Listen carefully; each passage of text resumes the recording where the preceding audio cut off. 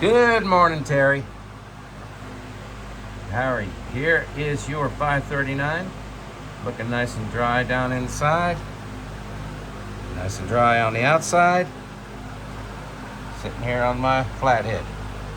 Let's go ahead and fire it up.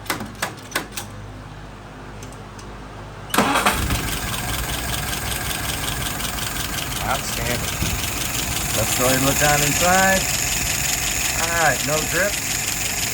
That means the float is set absolutely right. What's some numbers? Currently about 640.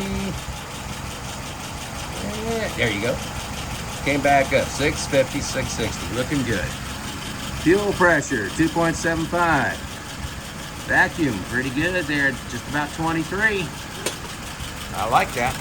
All right, let's go ahead and pull her through.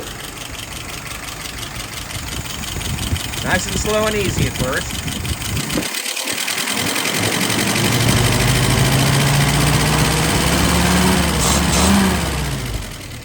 Yes, sir. No stumble. Just what we always like to see.